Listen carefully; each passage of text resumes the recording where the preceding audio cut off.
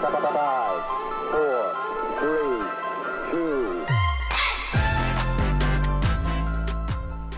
You guys, welcome back to For Real Let's Talk podcast. I am so excited to be joining you today with a new friend of mine. Her name is Jennifer Kacin. She is a social worker in a middle school, and she creates content to encourage teens and their parents. You can find her on YouTube or at her website, compasstalks.com.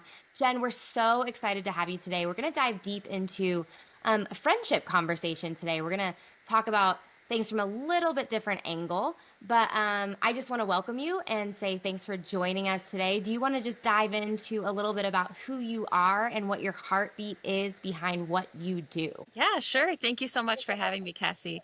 As you said, I work in a middle school. My passion for working in a middle school really comes because I was severely bullied in middle school.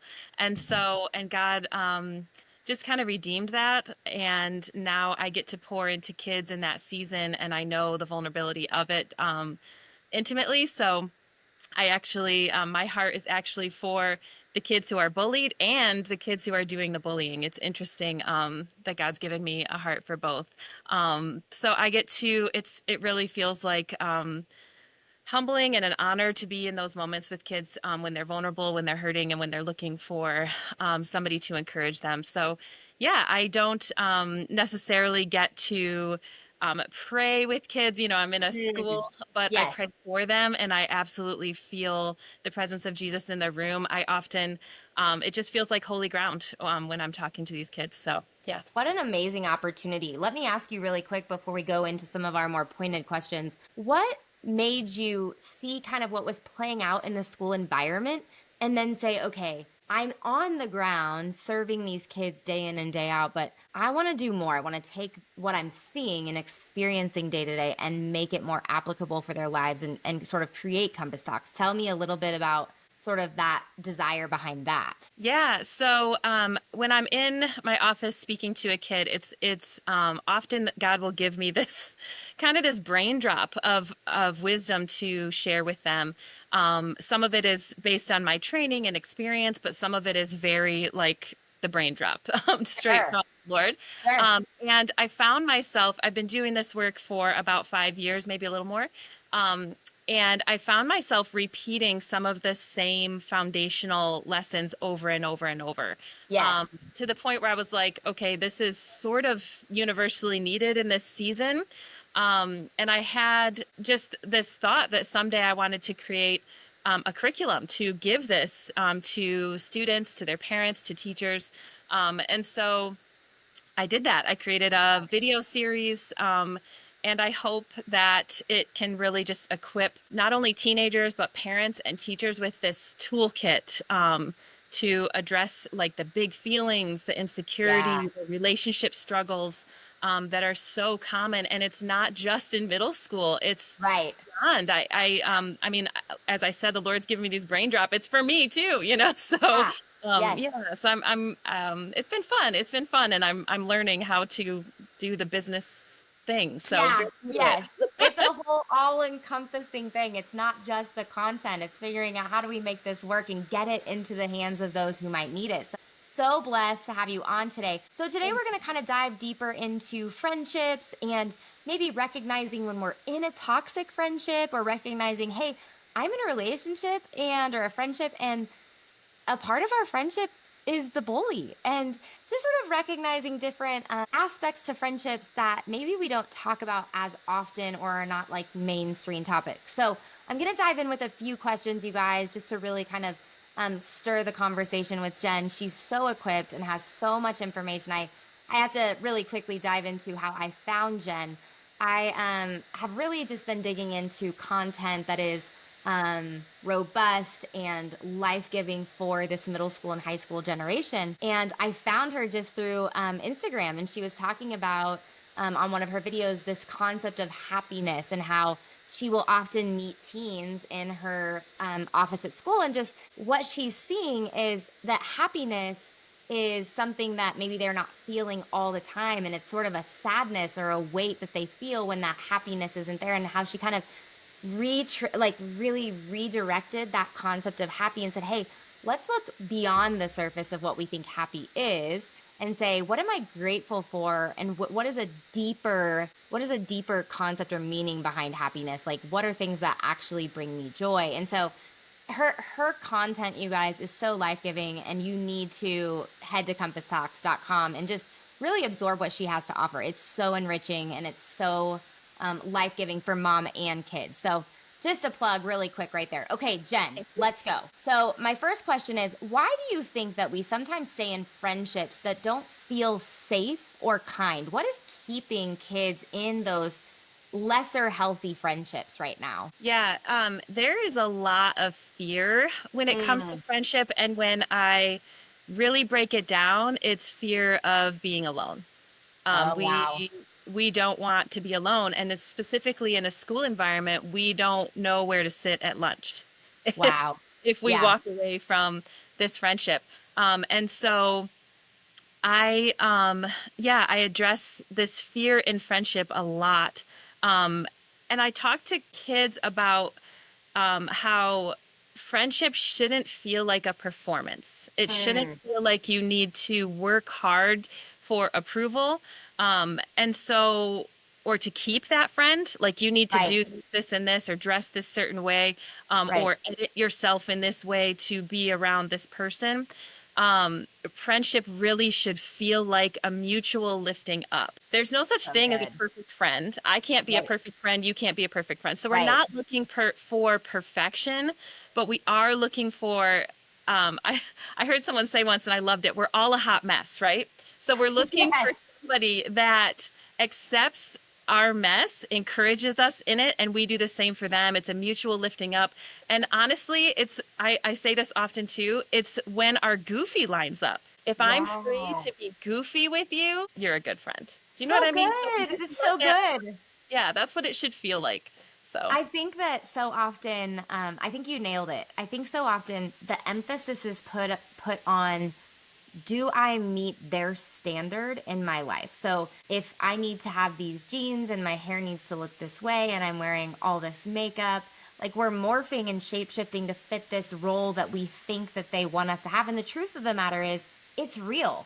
Like that actually does exist. And to take that one step further, when we do fit that role or that mold, often we do see acceptance. However, that is not a healthy full friendship, because it's really predicated then on this pretend version of ourselves, right? We're showing up someone else. We're not showing up authentic to who we are.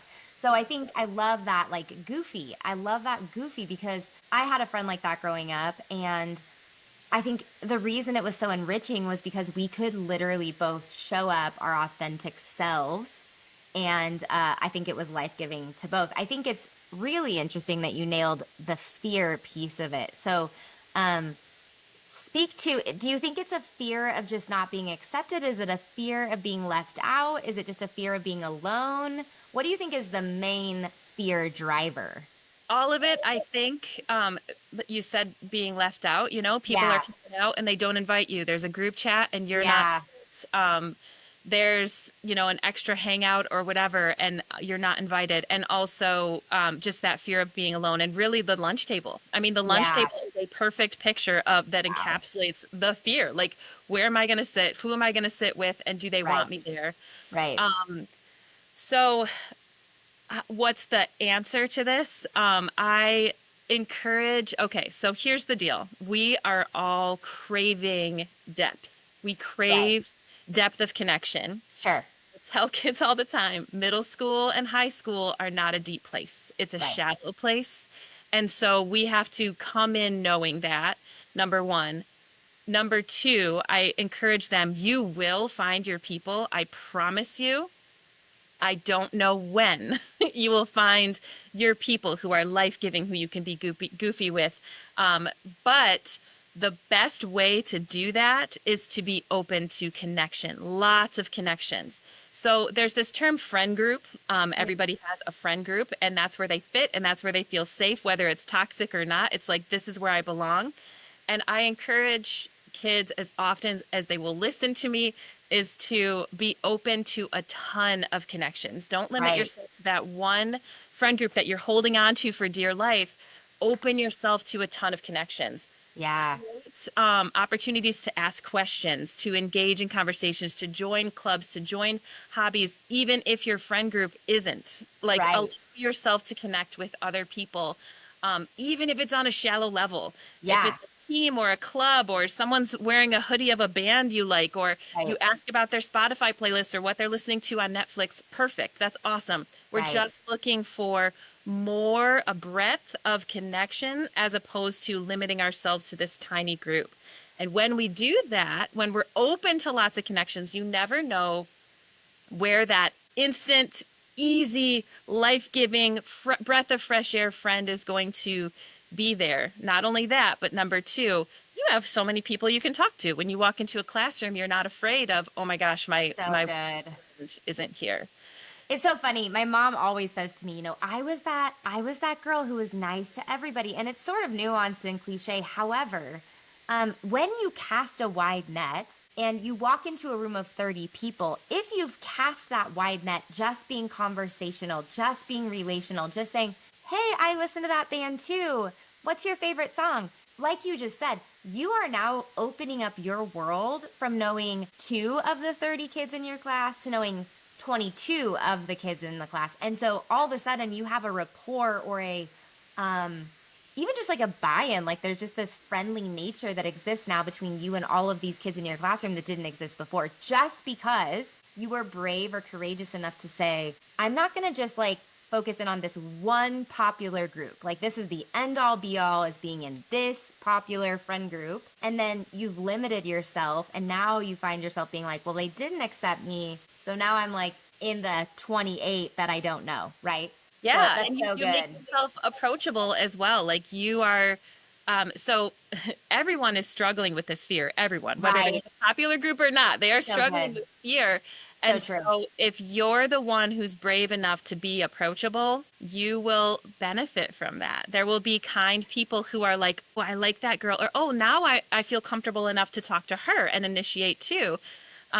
And so, yeah, you nailed it. Brave and courageous. And we literally choose it. We literally Yeah. choose it. There's no, you're not going to feel it. Like I feel like having Right. this awkward, pushing through this So awkward good. thing to, That's right.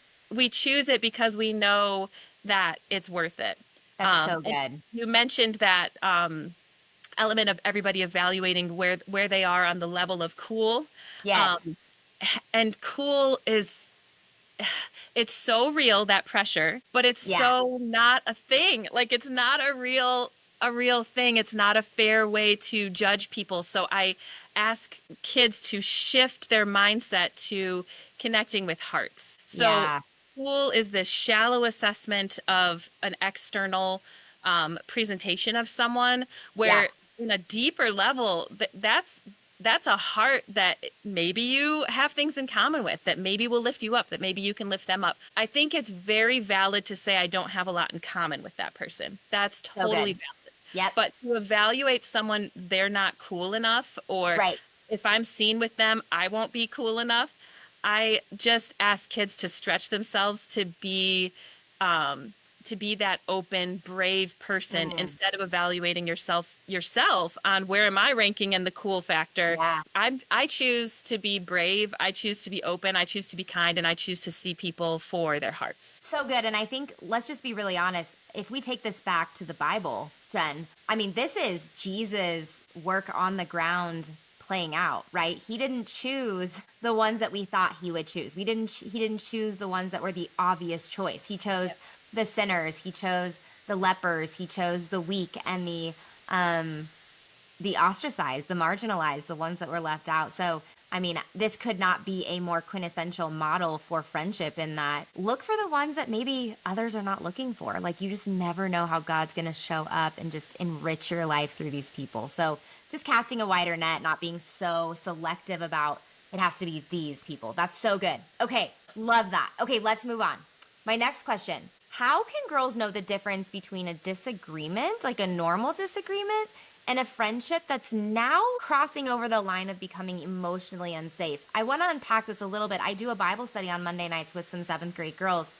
And not that that has a lot of drama in and of itself, but we come on Monday nights and we talk largely about friendships and drama. And I think a lot of times there's these questions like, am I being a good friend? Are they being a good friend? What qualifies a good friend? And I think that there is a threshold, there is a tipping point between, okay, this is normal. Like, we don't have a lot in common, but we are friends in spite of our differences. But now this is normal versus, okay, this is actually, maybe I need to like red flag this and go talk to mom. Like, this doesn't feel normal. This is crossing. This is actually making me feel unworthy. And I think one of the things that I want to bring into light in lieu of this conversation is my seventh grade daughter. She was kind to them, but then she was met with something unkind. And really, it was triggered by, it wasn't her, but she takes that other person's stuff on. So, like, I will often find myself saying to her, babe, you can't control her. You can only control you. And so I want you to unpack a little bit for the girls listening, maybe that threshold between this is a normal disagreement because those are going to happen all the time versus this is becoming emotionally toxic or damaging or unsafe. Yeah, so there's so much I want to say. I know. So I much know. more. So I pray that God will help me focus. Yes. Um, Amen.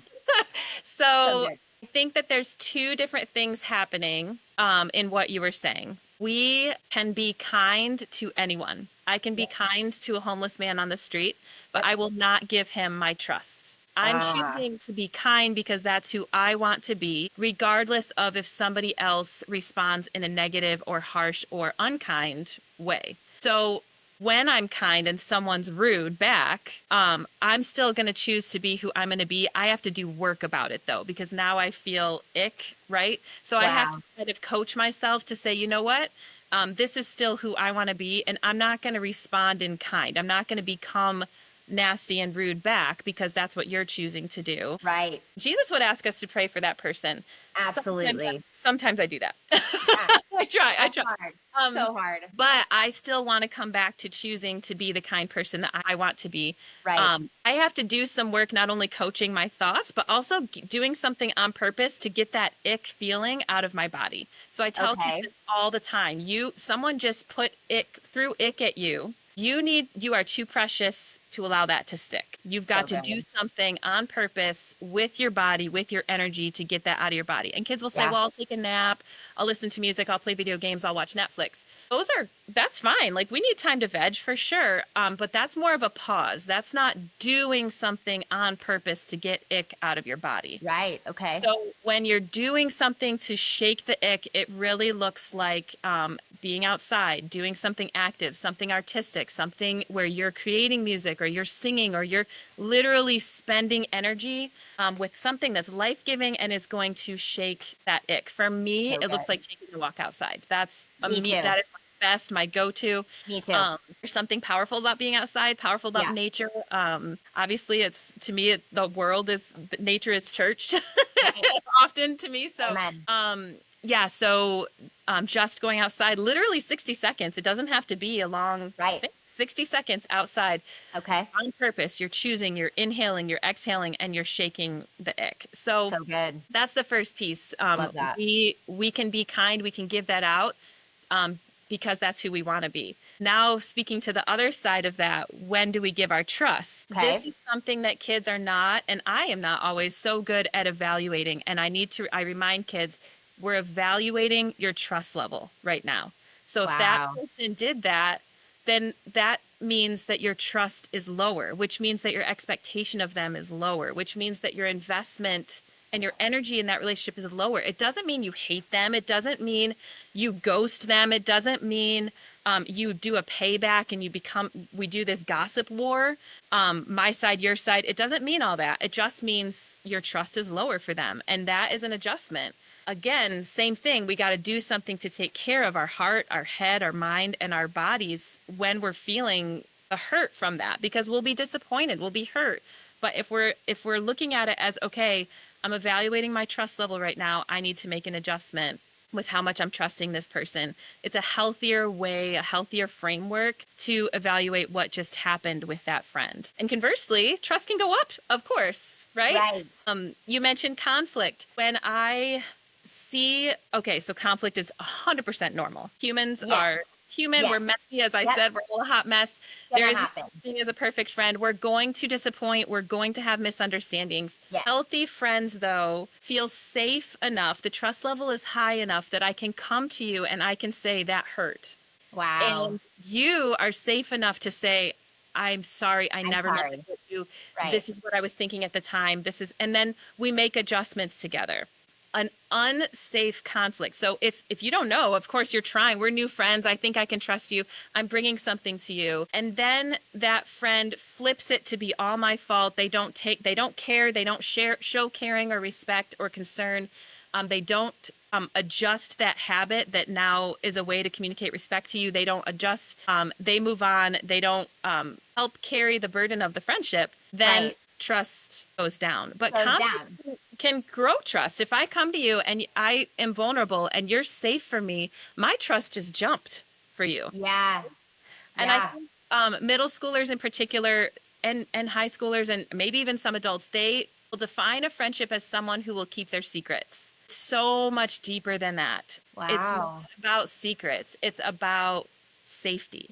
Safety to Wow. be imperfect, safety to be vulnerable, safety to laugh and be goofy. So it's So so funny. I'm gonna piggyback really quick off of two things really quick. That's so good. So Lisa Turkhurst, which is gonna be not known to any of the girls listening, but she wrote a book called Good Boundaries and Goodbyes, and she talks about this same concept. But what she does is she puts it on a scale of 1 to 10. So she says, Jen, you're safe and I trust you. And I came to you with something really hard the other day. And instead of meeting me with, you shut down, you put it all back on me, you meet me with, I hear you. That's really hard. You validate me. You see me. You make me feel seen. So maybe because we're new friends, maybe my trust with you was a number 2. It was low. But then I came to you in a time of need and you met me and you saw me and you validated me. Your trust from a 2 in a moment's interaction went to a 7, right? Okay. But then you and I get in a disagreement over a boy that we both like. And this time you don't validate me. This time you're threatened. You feel called out. You feel exposed. And suddenly you meet me with harsh words, cutting words, unkind reaction. That 7 now dropped back to a 4. Right. And I just think it's for kids listening, for girls listening, I just think it's an interesting visual to be able to say, okay, I can give a number. Like, you are worthy of an 8 because you have handled my stuff safely. Versus, like you said, conversely, you did not show empathy when I came to you and confided in you and trusted that this was going to be a safe conversation. So now, even though our friendship did have this solid level 8 trust, I've had to dial you back to a 4, and that shifts what the relationship looks like. So maybe that isn't, I'm going to go to Sarah for a sleepover this weekend because Sarah went from an 8 to a 4 this week with the way she handled my trustworthy conversation. And so then you kind of pivot. You're kind of shifting that friendship to say, you're not behaving in an 8 manner, you're behaving in a 4 manner. So I just think what you're saying plays out if you use that scale of 1 to 10. This is a 1 friend, this is a 10 friend. And then those numbers make us treat and interact and engage with those people on that same level. That kind of gives us a little more structure to like what you're saying. Does that make sense? absolutely. And it's so funny. I told you God gives me these brain drops because I Yeah. do the same thing. I literally draw a scale from 0 to 10. Love And it. so I talk to kids about that and what does 10 look like? What does 2 look like? What does 0 look like? What does 0 mean? And so, yeah, that's so funny. I also just want to mention, so let's say in that instance that you gave that example, Yeah. your friend responds defensively, negatively. We are humans, even if in that moment we look ugly, but we come back and we say, I'm so sorry. Like you know what I'm saying? If they put in Yeah.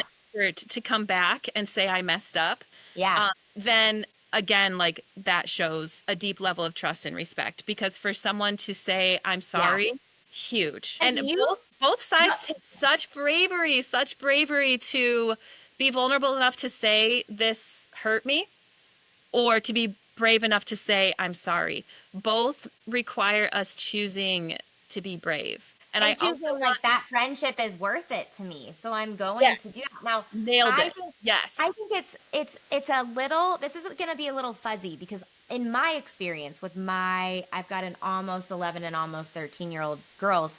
Um do you find that this age group, now I know I want to be all encompassing middle high school, but I would say, how do you feel this lands with the middle school dynamic? Like, is this age group of girls or boys even capable of ownership on that level? Like, acknowledging one, I was in the wrong, two, I'm humble enough and intuitive enough to say I'm sorry because I have the mindset that I don't want to lose this friend. That's a big concept. Yes. Yeah? And they're absolutely capable of Okay. practicing and Okay. choosing and trying and failing and learning So and good. growing and developing newer, healthier habits. Are So they good. going to nail it? Girl, I haven't No. nailed it. Right.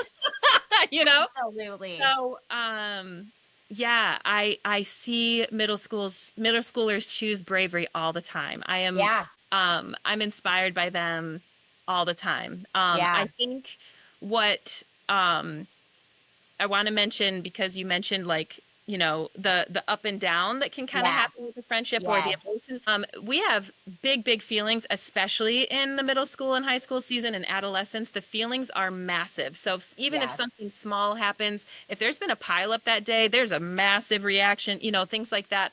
And Yeah. if a friend disappoints you, the go-to is to ghost them, give attitude, pull friends away and say be on my side. That is the go-to reaction.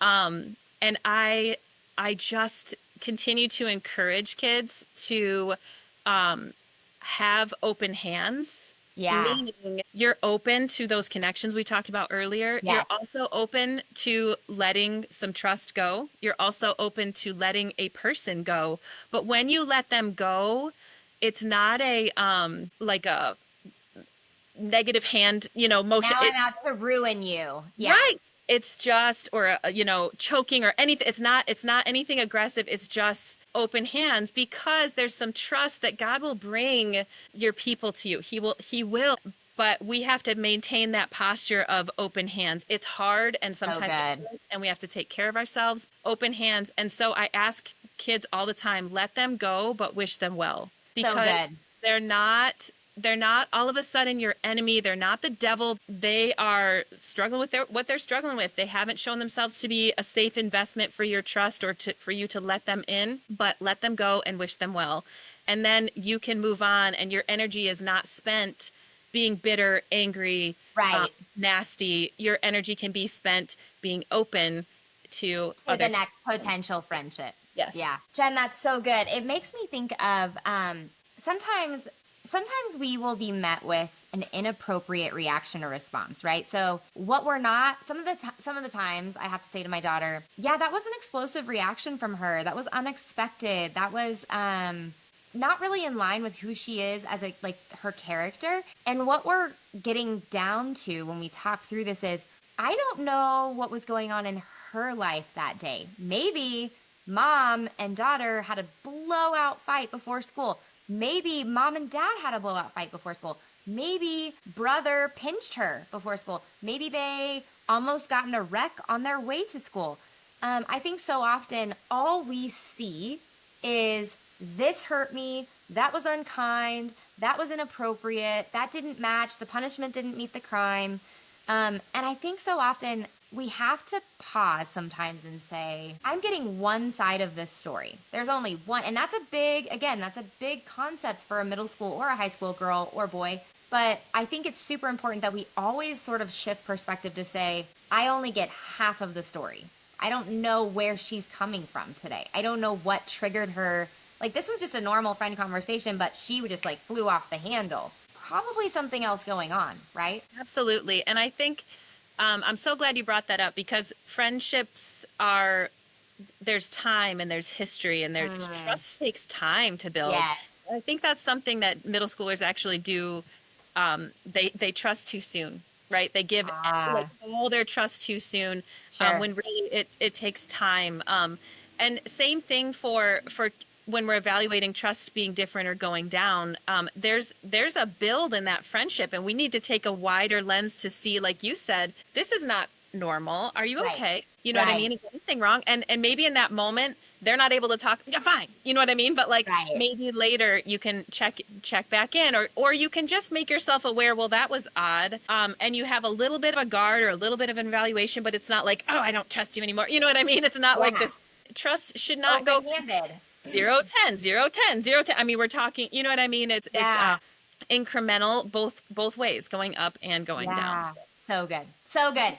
All right. I want to make sure that we touch on these other two things because I think it's super important and relevant to today's conversation and today's girls. So, Yeah. I want to go into boundaries. I know we talked a little bit about 0 and 10, and I think that's good. My question is, sometimes girls think that setting boundaries is mean or unkind. What would you say to help them understand that boundaries are actually loving? And maybe you can give an example of setting a boundary so that they see how this sort of plays out. I think they hear the terminology boundary, but I'm not sure that they really tangibly understand what that boundary looks like. Yeah, I think um, a boundary in general, just the concept of the boundary, there's a negative, um, I guess, a negative connotation to it.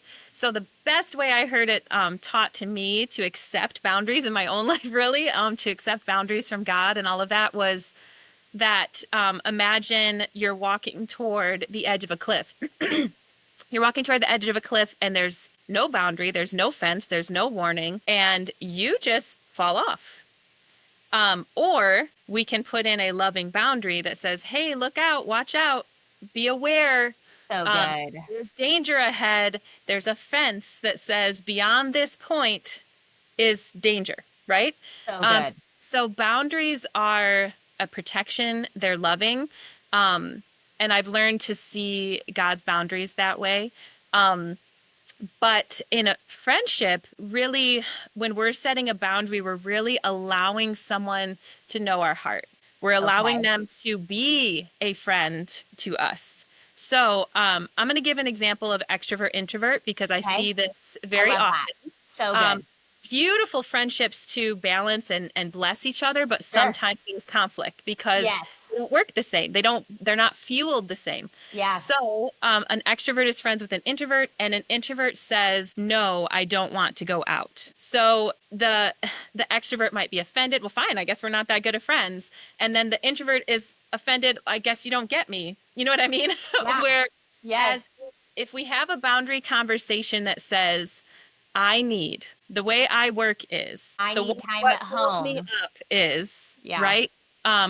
Or I feel disrespected when Yeah. these are I statements that allow our friends a glimpse into how we operate, into what fuels us, into what drains us, and it allows that friend to be a friend to us, to give Right. us respect. If we don't communicate it, they have no chance. Good. So we are being brave enough to be vulnerable, but Share to our need. allow this person to love us. Yeah. And no, when it's a good friend, when the trust is high enough, they want to Right. love you. That's right. And so if we Absolutely. give them that insight, again, back to the example of introvert extrovert, and the introvert says no, if the extrovert knows, okay, her battery is really low, and even the friend might say, my battery is super low right now. I I need don't have that to you give know, right now. Yeah. right. Then there's a level of understanding as opposed to and growth and trust and all those things, as opposed to it just being a conflict. So I think it's important that we're brave enough to use those I statements to say what I Good. need, as well as to say, I'm sorry, or I Yeah. understand you, or I Right. see you. Well, All and of these statements are so huge. I think the assumption, I think so often what I see in my own kids is they just assume the other one knows.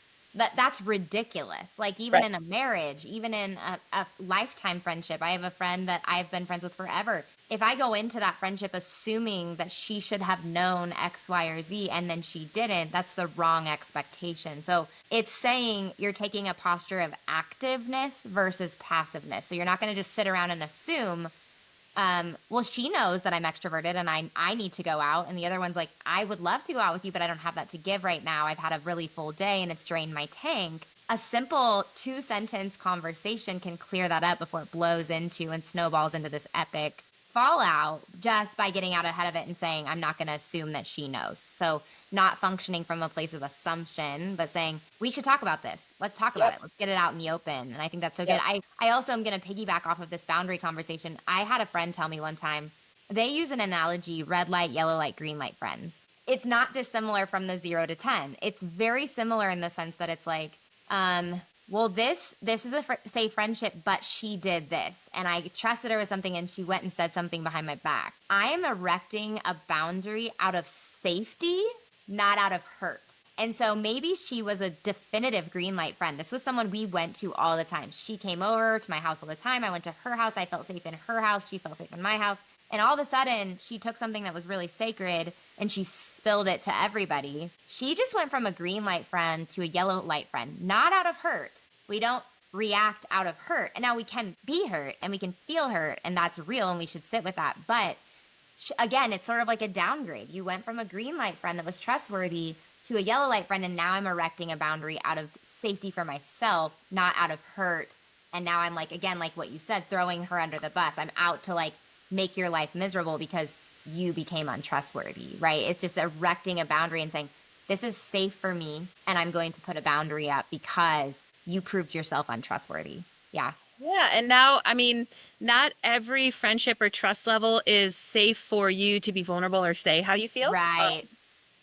So the higher levels, you can be a little more vulnerable and say how you feel. And so I would just say, if it is a higher level trust friend, and you are confused or disappointed or hurt by something they did, or feeling totally disrespected by something they did, then that person has shown themselves historically to be worthy of you saying something. To be Reps. worthy Yep. of you saying, I felt so disrespected when you did that. You've never Yeah. done that before. What's Right. going on? What Right. happened? You're allowing that person to engage in a very difficult, very awkward conversation of conflict. It's not easy. You're never going to feel like it, but it's worth it. We have to begin to evaluate things based on it's worth it. And again, not just assume the worst of that person or drop them, or, so if they're a high level friendship, then I would say engage in that conversation saying, that hurt me. What were you thinking? Allow them to say, I'm sorry. And then you still have that yellow light. You still are like, I have some guards now, but you have been brave enough to say, use your voice and say, that wasn't okay with me. And I The think that alternative is you lose that friend altogether. right. But even to say that, use our voice to say that wasn't okay. We have to be able to do that. We have to be able to do Yeah. Yeah. and we have to be able to do that even in a classroom when someone is being rude to somebody else. That's not okay. Yeah. Like, to be able to use our voice, though we cannot control, like you said, we cannot control the reaction. Using our voice is so powerful. So And good. I want girls especially, but boys too, to be able to be brave enough to say, that's not okay. I'm not okay with that. I'm out. That's not cool. A beautiful segue into how I want to wrap up today's conversation. So my next question sort of lands on toxic patterns, recognizing them and responding to them. So Jen, what is a scenario where it's okay? Is it okay to walk away from a friendship? And what does that look like in a way that honors God? I mean, I think so much of the emphasis in the Bible is about community, and we need people, and being isolated and alone and lonely is never going to be the answer. In fact, God created humanity to be in connection with one another. He uses the analogy of we all are a body, a part of the body. Like we all work together in unison. We need others. But what is that precipice of like, this is a friendship that is toxic. I've identified it. I've addressed it. I've kept it open-handed. I think it's at a point where I'm going to pivot and walk away. What would you say to someone who's maybe evaluating like, this is a friendship that actually needs to probably end? Yeah, absolutely. So, if that is absolutely valid, because again, going back to evaluating your trust, if you don't have trust for this person, then you reduce your energy, you reduce your investment, you reduce your expectation of that person. You don't then increase negative energy toward that person. Mm, You're okay. reducing energy, period, reducing your Right. investment, period, but you're not offering them hatred or attitude or side eye or gossip. That is So all good. increasing your energy. It's all Right. negative.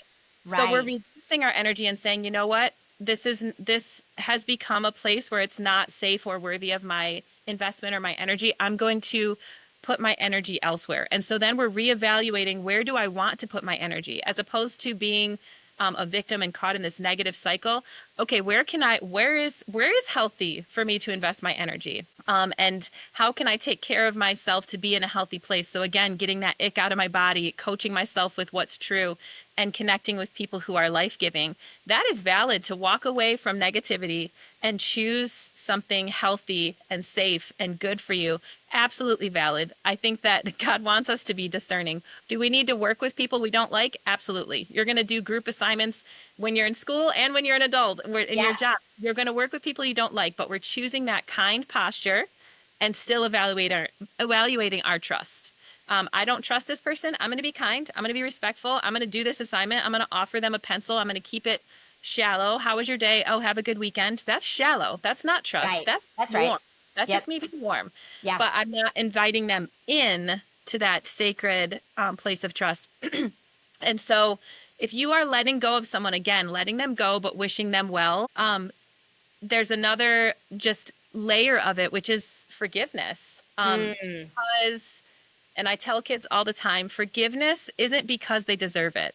I don't deserve it. I still need right. it. You don't deserve it always. Like, Right. it's not something that is evaluating whether or not they deserve it. Forgiveness is because it allows us to let go of bitterness. It allows us to wish them well, to hope good things for them, while still evaluating, I can forgive you without giving you my trust. Forgiveness is letting them go, letting bitterness go. It is not the same thing as trust. People say Right. forget. I totally disagree. That is stupid. We Yeah, need to it is. It really is. be aware of historical patterns and be aware of if this person is safe or trustworthy. Your forgiveness is absolutely separate and different than trust. And so if we can forgive with God's help, and I always say, you choose it, you don't always feel it. Your feelings will catch up if you keep choosing it. So I've had to forgive people multiple times. Right. I forgive them, I Right. forgive until my feelings catch It up. may not be a one and done. Right, exactly. But that's not the same thing as still putting myself in a position to be battered or bruised, or giving them my trust that they haven't earned. No, no, no, no, no. Forgiveness can be walking away and letting them Yeah. go. That's Absolutely. so good. Now, Jen, let me ask you. This is kind of surface level, but does that need to be a conversation? Is that, hey, Jen, this has become toxic. I don't think we should be friends anymore. Or can they just gracefully walk away and it doesn't need to be a conversation? I get that a lot, actually. Like, do I need to communicate to them, like, we are no longer friends? I think if the trust has gone incrementally down, like again, if this is a person who you have trusted historically for years and there's an issue, we talk about it. That friendship has earned that. But if it is gone down, and this person is a 2 or less in your trust scale, no, I mean, I think you're reducing your energy. Again, you're not putting negative energy in, you're just reducing, you're pulling back, you're engaging elsewhere. So And it good. will you'll naturally let them go. And then you're doing the work of saying, I'm not going to hope bad things on you. I'm going Yeah. to hope good things for you. I'm going to forgive you and I'm going to move on. I It's have best better for, it's things to do than healthiest for worry us about to this. part ways. Yeah. Yes. Yeah. And that's okay. We shouldn't feel guilt over that. That's so good. All right. Yeah. We're going to wrap up really quick. I'm going to kind of tie two into one another. So I say, how can someone heal from a friendship that ended badly or really hurt them? So say that I'm the one who, like, I noticed Jen pulled away. I noticed that this friendship that I thought was maybe better than it was, and maybe I wasn't acknowledging my own, I'm contributing to the trust going down. And now I'm sitting in this, like, man, that feels yucky. That feels icky. Now I realize I was a bad friend. I realize I played a part and I didn't own that. But I think also what goes into that, and I'm going to end with this question, how can knowing who we are in Christ help us have healthier friendships? I think so. how are we sitting on the dark side of not being a good friend? And then all of this has to predicate back to God made us to be in community with other people and in unison with other people. And I have a role in that. I play a role in that. And if I know who I am first, if I know that God called me, that I'm chosen, that I'm worthy, that I'm valuable, that I'm good, how does knowing that and accepting that, letting it actually penetrate my heart, make me a better friend? Yeah, I think as I mentioned, we are all a hot mess. Oh, yes. None of us is perfect. We all need grace. And so if you're realizing I messed up and I just lost that friend, Mm, and shame hits, mm. rather than allowing shame to twist into lies of accusation and self-loathing and things like that, we can say, Lord, help me learn how to be a better friend. Help Yes. me learn how to be safe. Help me learn healthier habits, and help me build healthier friendships. And so we can invite Jesus into our need, So because good. I need Jesus all the time. I just prayed So this morning. good. Help me love my Especially for self. messy friends. Yes, and for friends, absolutely. We all need grace, and I want to say that Jesus understands. He was hurt by friends. Yeah. He was disappointed by Yes. friends. They left him. They abandoned him. They said they Yes. loved him, and then they walked away. Jesus understands, and So good. so he will meet you there, and Yeah. he will provide grace. And if you have your hands open, he will provide grace. And I want to read this scripture that means so much to me. It's Deuteronomy 31:5. It says, "Be strong and courageous. Do not be afraid of them or terrified because of them, for the Lord your God goes with you." Ah, so good. We can be brave and we can be courageous because there's never a moment that God isn't present. We are never alone. So that fear of being alone is a lie. We are Yes, from the never alone. enemy. And we can say, Lord, give me courage right now to go talk to that person and embrace the Amen. awkward. Let's go. And so we're never alone. And if we maintain openness to a ton of connections and we're celebrating all the different ways that people in our lives are a blessing, then we will always have a place to put our energy. Ah, so good, Jen. That's so good. Okay, so I want to say, I think this sort of points back to my last question. I think that if I could summarize this conversation, high level details, 3 bullet points. One is the lens that we have. How are we viewing our friends? Are our hands surrendered to God? We're trusting He's with us. We're never alone. He is the one who equips us to be a good friend and creates us as good friends for other people. So, our perspective, what lens do we have? What glasses are on our eyes? Are we posturing ourselves for gratefulness for the friends that He has given us, trusting that when maybe we lose a friend, that He will bridge that gap? And then casting a wide net, because we need to make sure that if we're only putting our eggs into a few baskets and then that doesn't pan out or play out how we hoped, then we're like, okay, now I've got nothing. So when we cast a wide net and we have robust conversations with a lot of different people, we are opening up ourselves to a potential, a greater frequency or a greater likelihood that we're going to have more friends in more areas, in more places in our lives. And finally, that we can put up boundaries. It's okay to walk away from a toxic friendship. It's super important that we are identifying the level of trust that we should give other people, and also that we are trying to create for other people. Like, I want to be a 10 trust for somebody else. I also want that friend to have my 10 trust level. So it's mutually, it's conversely, like, I need to be this, but I also need you to be that.